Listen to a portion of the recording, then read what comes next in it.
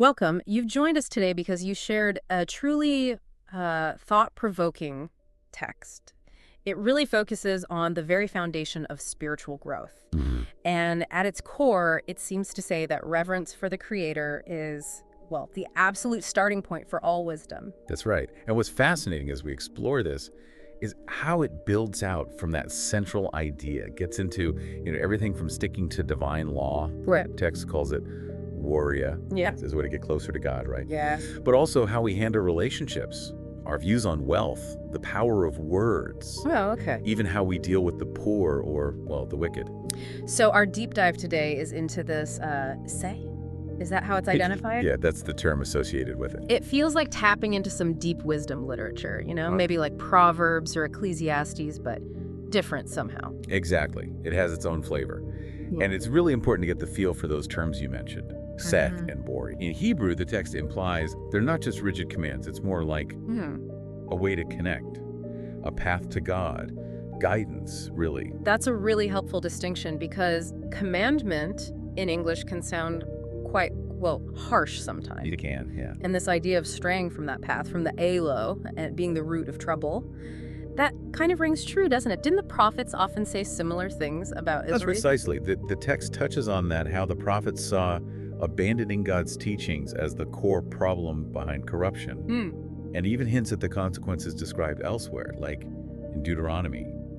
Dispersion, but also the promise of return if they embrace the teachings again. It's a recurring cycle. Okay, let's dig into that a bit. There's this really interesting metaphor mentioned, like green growth being linked to soil, and then that connects to instruction, or like wisdom needs fertile ground. It's a beautiful image, isn't it? Wisdom needs nurturing, like something growing from the earth. And what's really telling is that the first 5 books of Moses, the Pentateuch, they're actually called the Book of Instruction. So this isn't just a random metaphor. It's woven right into the tradition. Okay, that sets the stage nicely. So let's get right to the heart of it. The text starts with this powerful statement. Hiuslin, reverence for the Creator is the beginning of wisdom. Yeah, you can't get much more foundational than that for spiritual growth. Right. And the text really unpacks it. It says all wisdom comes from the Lord. It's always been with him eternally. Then it throws out these huge, almost unanswerable questions, like who can count the stars, measure the earth, or really fathom the depths of wisdom itself. It really emphasizes the sheer scale, the divine origin, places it beyond us in a way. Totally. And then it says the Lord himself created wisdom, saw it, and then distributed it, poured it out. Poured it out. Yeah, according to his grace to everyone, but maybe especially to those who love him. There's a connection there. So receiving wisdom isn't just automatic, it's linked to our relationship, our love for the divine. That seems to be the idea. It's not passive. Yeah. And this reverence, this fear of the Lord, it's not presented as scary or negative. No. No, quite the opposite. The text connects it directly to things like glory, praise, joy, a really positive outlook on life. Exactly. It says it brings delight to the heart, leads to joy, gladness, even long life. And those who hold on to this reverence, they're blessed, they're praised, especially it notes near the end of their life. It's quite a compelling picture. It really is. And it gets even stronger. Fear of the Lord is called both the beginning and the perfection of wisdom. Beginning and perfection, wow. Yeah, its fruit is intoxicating, fills your home with good things, your storehouses. It's even called a crown. A crown. A crown bringing peace, life, and health. It's a very powerful image. That's a serious endorsement. And it keeps going, right? Yeah. The Lord watches over wisdom, gives understanding like rain. Yeah. And he lifts up those who have it, who respect it. It's like wisdom is actively cared for, and so are those who value it. Okay, and there's that analogy too. Fear of the Lord is the root. Right, the root. And the branches, that's honor. Makes sense. But then it contrasts that, the anger of the unrighteous. It can't actually achieve righteousness. Too much anger just leads to failure. Whereas patience brings joy. And controlling your speech, that makes you seem discerning, wise. And this wisdom has its own inherent value, its own dignity. Exactly. The text talks about the treasures of wisdom holding dignity, which is totally different from how sinners feel about piety. They have an aversion to it. So it's not just about external rewards, but something intrinsically valuable. Precisely. Which then leads to some very practical advice. Want wisdom. Keep the commandments. Ah, okay. Action required. Yep. Fearing the Lord isn't just a feeling. It's tied to obedience, discipline, seeing reality clearly, gentleness, all things pleasing to God. And then the warnings. Right. Don't disobey, don't be double-minded, don't be a hypocrite, don't boast. All that leads to downfall and shame. It's pretty clear cut. So moving from that foundation of reverence, the text gets into testing, doesn't it? Perseverance. It does. It basically says, look, if you're going to serve the Lord, prepare yourself. Expect tests. Okay, brace yourself. Yeah, keep your heart upright, stay steady, and don't, freak out when things get tough. Don't be hasty. That speaks to the reality of growth, right? It's not always smooth sailing. Not at all. It's about how you respond. Cling to the Lord, it says, for lifelong well-being. Accept whatever happens. Endure the changes. And that powerful image of gold being tested in fire. Yes, that's the analogy. Our trials are like that refining fire. Those the Lord accepts are tested in the furnace of affliction. Suggests these challenges have a purpose. They're not just random. Seems so. And the natural advice that follows is, trust in the Lord for help, for guidance. You're not meant to go through it alone. Which leads very naturally into trust and reward. It encourages those who fear the Lord to wait for his mercy. Trust him for your reward. Hope for good things, eternal joy, mercy.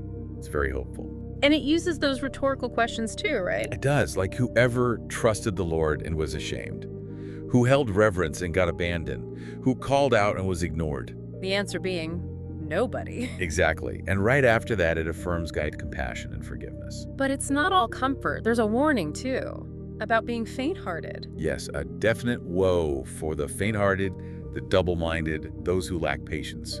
Trust requires some grit, some steadfastness. It underscores that need for resilience and faith. No wavering. Absolutely. Yeah. Which connects directly to obedience and love. The text is clear. Fear the Lord. You don't disobey his words. Love him. You keep his teachings. It's a very direct link. Reverence leads to wanting to please him. Exactly. And that love shows itself in doing what he teaches, seeking his pleasure, finding satisfaction in his law, his law. And that section finishes with a call to humility. A powerful one. Humble yourself before the Lord. Choose falling into his hands over human hands because his majesty, his mercy are so much greater. It's acknowledging the ultimate reality. Now, the text also puts a lot of weight on family, specifically filial piety, honoring parents. Huge emphasis. It tells children, listen to your father. It's for your salvation. It says the Lord honors the father through the children and establishes the mother's rights over her sons. It's interesting how central family is to this spiritual framework. It's presented as way more than just social custom. Honoring parents, it claims, actually atones for sins. Really? Atones for sins? Yes, like storing treasure, provides spiritual shelter, makes your prayers get heard. Respecting your father leads to long life. Obeying your mother brings security. It elevates parents significantly. It really does. Almost like serving them is serving the Lord. That's exactly what it says. Serve parents as you serve the Lord. Honor them in word and deed, for blessings, for stability. And warnings, too, about disgrace. Strong warnings. Don't boast in your father's disgrace. Your glory comes from his respect. A mother's dishonor is the child's shame. Our actions ripple outwards. And that practical advice for aging parents. Yes, serve them with understanding, even when they're declining. Don't neglect them because you're young and strong.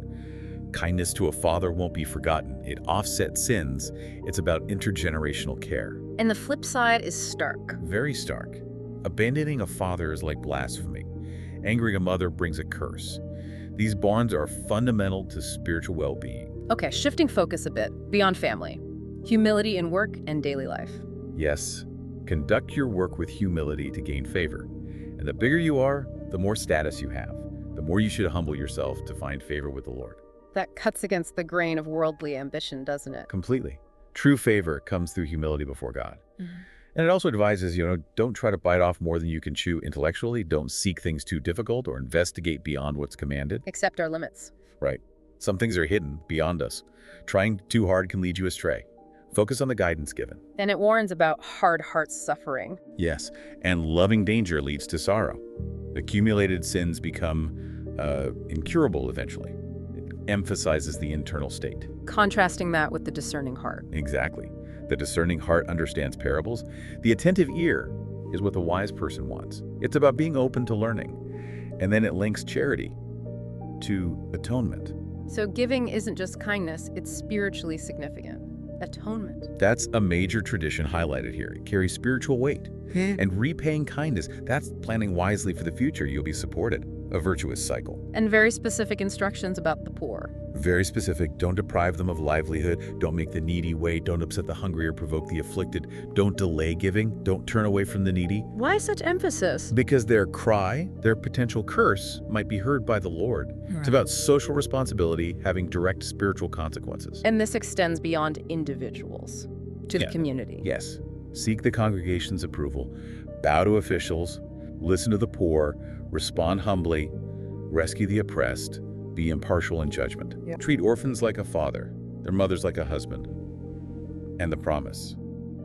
You'll be loved more than by your own mother. It connects deeply to public good, social responsibility, a stark contrast perhaps to societies lacking these values. Then the text returns to wisdom itself being embraced or rejected. Right. Wisdom lifts up her children, helps those who seek her. Loving wisdom is loving life. Pursuing her early brings joy, honor, and the Lord is present wherever wisdom is. It personifies wisdom as active, supportive. Very much so.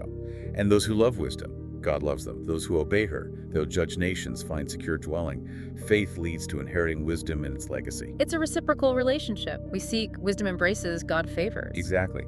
But it's not always easy. Wisdom tests first with fear and discipline, then comes trust, refinement through her laws, and then joy and revealed mysteries. So there's a process of refinement. There is. And a warning, too. Wisdom rejects those who go astray, delivers them to ruin. Foolishness leads to destruction for individuals and communities. It links true wisdom to the bigger picture, doesn't it? Not just self-interest. Absolutely. True wisdom considers everyone's well-being long-term.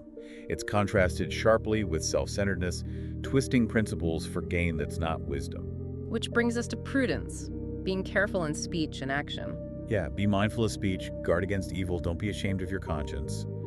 But it makes a distinction. Between types of shame. Right. There's shame that leads to sin, and shame that brings honor and grace. Knowing the difference is key. That's subtle but important. Don't suppress conscience, but understand it. And definitely avoid partiality and flattery. They lead to ruin. But do speak out against injustice at the right time. That's how wisdom and knowledge are revealed. Don't speak against the truth. Never. Be humble if you're ignorant.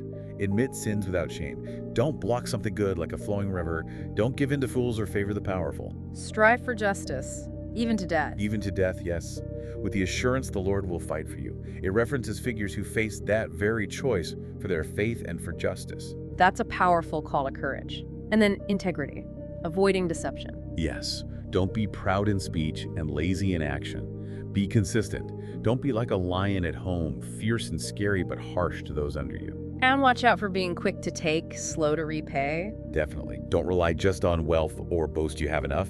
Don't just follow selfish desires without thinking of consequences or, well, judgment. And no making excuses for sin. Saying, oh, nobody saw, or I'm old, I get a pass. Nope. The text says God's mercy and wrath are both certain. Don't delay repentance. His anger can be sudden. So urgency is needed. Yes. And don't trust unjust wealth in tough times. Avoid duplicity, being two-faced in speech or action. Be steadfast, consistent.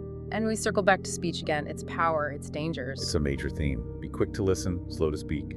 Answer if you know, otherwise be silent. Seems simple, but hard to practice. Very. Because honor and disgrace come from speech. A lying tongue brings ruin. Slander, ambushing with words. It's like theft, bringing shame. And that double tongue idea again. Inconsistency between words and actions. Exactly. That gets a severe rebuke. Avoid wrongdoing, big or small. Don't turn friends into enemies. A bad reputation brings shame. And watch out for inward stuff, too. Plotting, arrogance. Yes, that leads to being plundered, destroyed. Make sure your words align with your strength, your reality. Don't boast. God opposes the proud.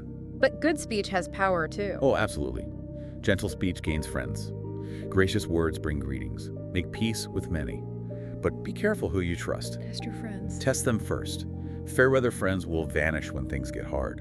Watch out for enemies pretending to be friends, or even friends who become enemies and stir up trouble. It paints a vivid picture of superficial friends versus loyal ones. It really does. The loyal friend is a strong defense, a priceless treasure, life-saving medicine, found by those who fear the Lord. Which implies they're rare. It reflects on how hard it is to find that kind of friend in a society maybe lacking trust. People then rely on money.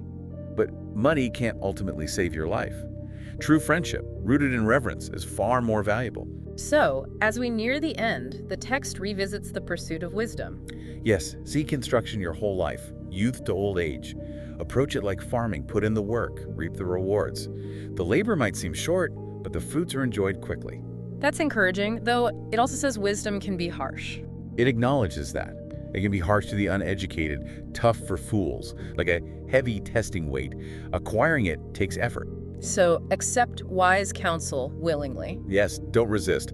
Bind yourself to wisdom.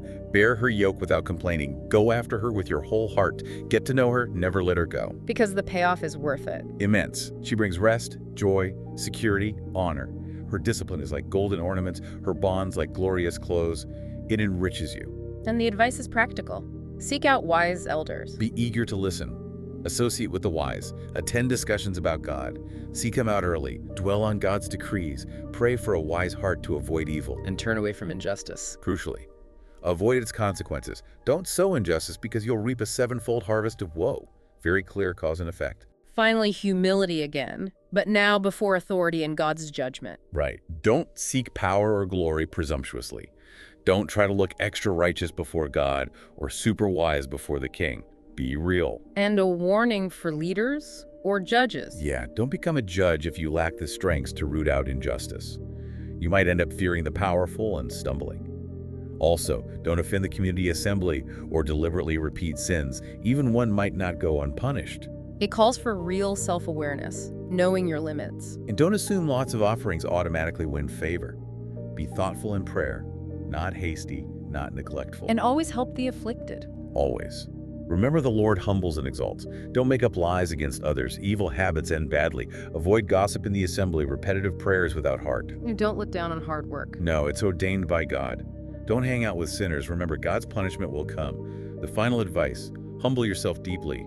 Turn away from injustice. So wrapping up this deep dive, the core theme is just so powerful, isn't it? This profound wisdom found in reverencing the Creator and really trying to live by that divine guidance. Absolutely, and it really makes you think, doesn't it? For you, the listener, how does this ancient wisdom actually land in your life today? Navigating relationships, how you talk, what you consider real success. It leaves us with a final thought, perhaps. In a world that often pushes self-promotion, material gain, how might a real commitment to humility, to reverence for something higher, actually change our whole idea of wisdom and fulfillment? What would it look like, really, to seek that enduring treasure this text talks about in your own life? Sometimes you come across a piece of writing and it just feels ancient, but also deeply relevant. That's how it just strikes me. It's this incredibly rich text, just packed with wisdom about, well, how to live, morality, relationships, faith, the whole lot. Absolutely. It really is a profound look at the human condition, seen through that ancient lens. And for this deep dive, we want to pull out some key themes for you. Yeah. Like what? Well, things like character building, that's huge in there, and reverence, plus this constant thread about living an upright and integrous life. And it's not just dry principles, is it? I mean, it uses examples, historical figures even, to make the points land, makes it feel more practical somehow. Exactly, and the sheer range of topics is, well, pretty staggering, as we'll see. We're using translated bits here, obviously, to bring it to life for everyone. Right, so the idea is to offer some valuable takeaways, maybe some moral guidance that listeners can actually think about applying in their own lives, navigating tricky situations with a bit more wisdom, perhaps? That's the goal. Timeless perspectives for complex times. Okay, so let's dive in. One of the first things that jumps out is the importance placed on finding a virtuous wife. Very prominent theme. The text calls it a blessing, right? Even suggests it can, extend a man's life. Paints a picture of her bringing joy, peace. Yeah, it sets a high bar. And think about what that implies for the listener was domestic harmony seen not just as nice, but fundamental for a stable, maybe even longer existence. Good question. And it goes further, doesn't it? It contrasts this with, it says life without that kind of respectful, virtuous partner is like constant warfare. Wow, yeah. Warfare. That really hammers home how crucial they saw that supportive partnership. Essential for well-being, maybe even survival in their view. Not just a bonus. Definitely. Then the focus shifts a bit. To dangers, things to watch out for. Warnings. It lists 3 specific things to fear. Slander, hanging out with wicked people, and baseless accusations. Pretty serious list. It is. And then right after that, it mentions jealousy specifically. Jealousy involving another woman as a major source of pain. If you tie that back to the main theme, living uprightly, these warnings kind of click into place, don't they? Slander, false claims, they destroy reputations. Totally. And bad company leads you astray. The jealousy bit highlights just how disruptive and painful relationship conflicts can be. The text seems very aware of that human reality. Yeah. Then there's this section on daughters that feels, well, very specific to its time, perhaps. Tell me more. It advises being firm with a headstrong daughter, warns about shameless behavior. It even says don't be shocked if she sins, comparing her to a thirsty traveler drinking any water they find. That's blunt. It is blunt, and it really speaks volumes about the social context, doesn't it? A daughter's actions directly reflected on the family's honor. Huge pressure there. So different from today, where we value individual autonomy more, maybe. Exactly. That thirsty traveler analogy. It suggests a view where unchecked desires could lead to actions bringing shame on everyone, a real fear back then. And it doesn't just stop at daughters. There's also a bit about drunken wives, saying they can't hide their shame. Which again reinforces that theme of maintaining proper conduct, right? Avoiding things that lead to dishonor, losing control through drink, potentially causing scandal, clearly a big concern in their social world. Okay, but on the flip side, it also spends a lot of time on the qualities of a good wife. A wise wife brings joy. A quiet woman is a gift from God. A positive image. And then some lovely imagery. A chaste woman is priceless. Her beauty is in her tidy home. Her stability is like gold pillars on silver bases. It's interesting how it links beauty to order and virtue, isn't it? It really is. Character and domestic harmony seem prioritized. Physical beauty gets a nod, sure, but it's immediately connected to her inner qualities and how she runs her home. Those metaphors, gold pillars, silver bases, they suggest strength, value, stability. Exactly. It's an ideal of womanhood focused on virtue and creating a peaceful haven. Right. Shifting gears a bit. Advice for younger people now. Maintain health. Don't give your strength to strangers. What do you think that means? Strength to strangers. Good question. In a modern context, maybe it's about not wasting your energy or resources on fleeting or untrustworthy connections, protecting your core vitality. Could be. And it also says, choose a good place to settle, make sure your kids can flourish. Pretty practical stuff. Very practical. It's about building a solid foundation, isn't it? Health, self-preservation, thinking long-term for your family, creating a stable environment. Sound advice, really. Then we get a really sharp contrast when it talks about the ungodly woman. Oh, yeah, the language gets pretty strong there. Prostitutes like a puddle, an adulterous married woman like a death tower. Says the ungodly woman belongs with the lawless, the shameful one doesn't value her husband. The imagery is intense. It's incredibly stark. It paints deviation from their moral and marital codes as, well, lethally dangerous. The death tower suggests total ruin. The puddle implies something impure, temporary. Really drives home their emphasis on fidelity and religious rules. And it doesn't pull any punches describing what it sees as a troublesome woman either. Compares a stubborn one to a dog, a loud, talkative one to a war trumpet. Oof. Yeah, those are pretty forceful analogies. Culturally loaded, I guess. Definitely.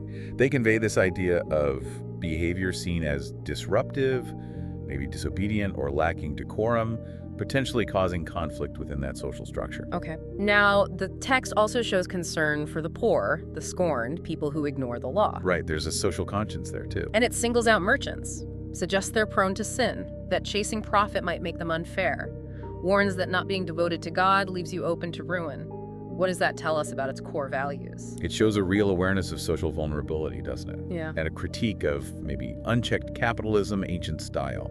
The link between faith and ethical business practice is key. Integrate your beliefs into your work. That makes sense. Then there's this bit about discernment I found really insightful. It says, even after arguing, some stain might remain. That words test a person like fruit shows the tree's care. Speech reveals thoughts.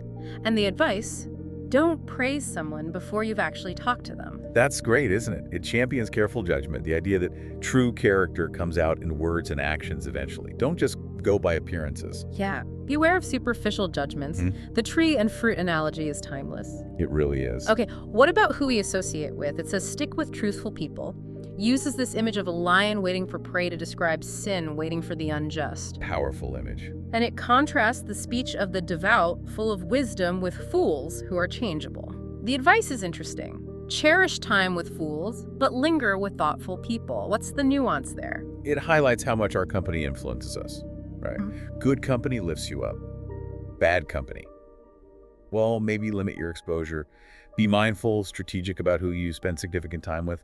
Cherish time almost sounds like be aware of how quickly it passes and don't waste too much. Interesting take. Then it gets into betrayal. Ouch. Yeah, another heavy topic. Revealing secrets destroys trust, loses friends. Love your friends, keep their secrets.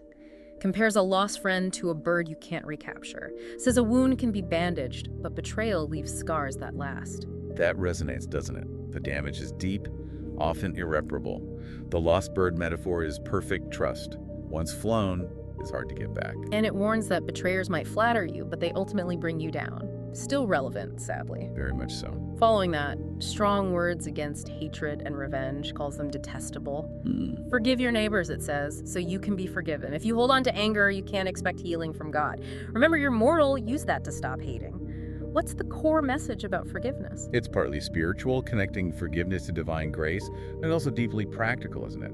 Holding grudges harms you. Remembering life is short is a powerful motivator to let things go for your own peace. Yeah, that makes sense. It also looks at how conflicts start. Anger sparks it. Stubbornness fans the flames like fuel on a fire. Good analogy. And it curses slanderers, the double-tongued, for wrecking peace. What's the practical advice there for handling disagreements? It's basically saying, watch your own anger, don't be needlessly stubborn, and definitely don't engage in gossip or duplicity.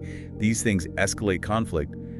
Be mindful of the triggers. Right, and the power of the tongue itself gets special attention. Calls it strike worse than a sword's. Wow, that's saying something. Praises those protected from it, compares its evil to an unbreakable chain, says the death it brings is cruel, worse than the grave, but there's a bit of hope. It won't prevail against the devout. That's a huge statement about the impact of words, good and bad, the sword, the chain, vivid images of harm. But also maybe a suggestion that integrity offers some defense. It certainly puts a heavier responsibility on how we speak. Absolutely. Okay, moving to more practical life management. Managing resources. Yeah, like your property. Protect your property with thorns, secure your gold and silver, and guard your mouth.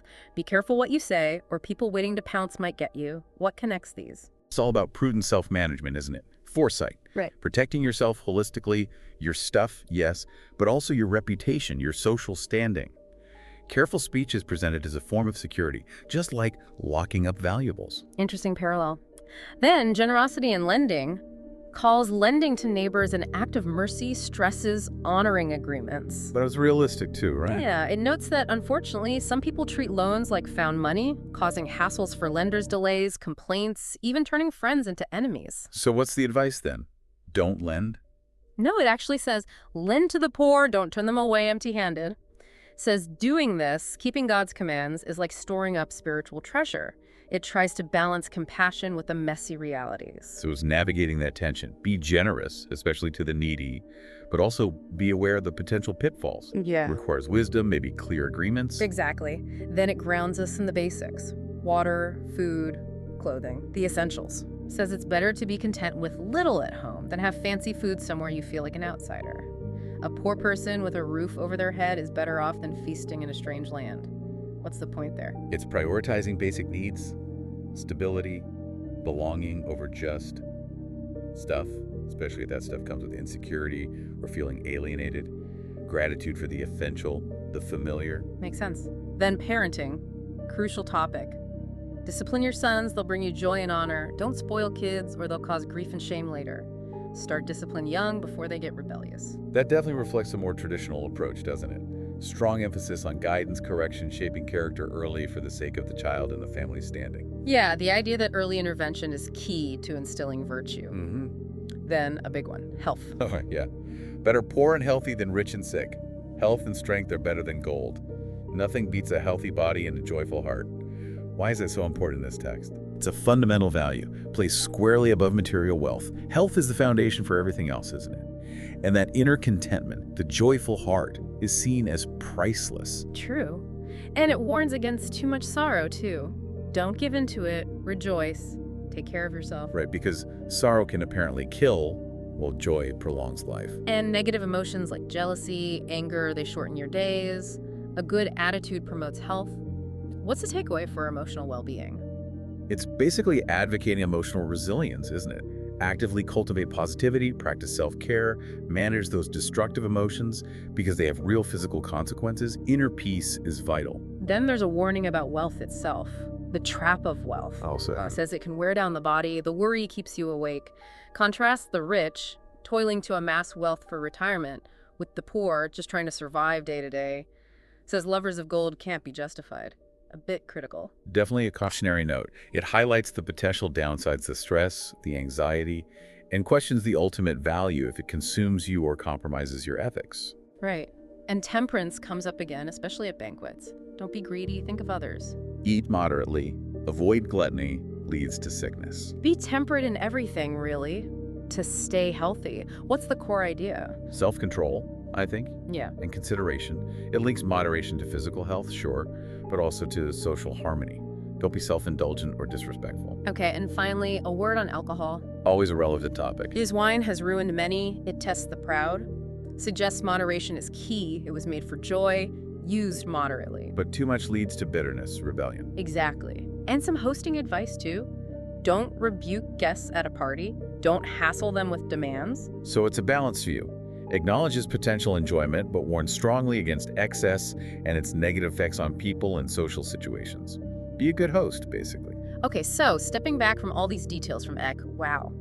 It's clear this text just dives deep into, well, almost everything about human life, doesn't it? It really does. You see these recurring themes, right? The huge importance of good relationships, virtue. Yeah, and the warnings about unchecked desires, negative emotions, the value of wisdom, humility. And seeking balance, moderation in everything. It's striking how much of this still feels relevant even thousands of years later. It really makes you think, how could you apply these ancient ideas today, especially when, the world often seems to push wealth or instant gratification over character? That's the challenge, isn't it? It prompts that self-reflection. It really does. Like, when you're facing a specific dilemma in your own life, what would wisdom, according to this text, actually look like in practice? Something to chew on, for sure. Definitely food for thought. Well, thank you for joining us on this deep dive. We really hope it sparks some thought and maybe encourages you to explore more on your own. There's clearly a lot more wisdom packed in there.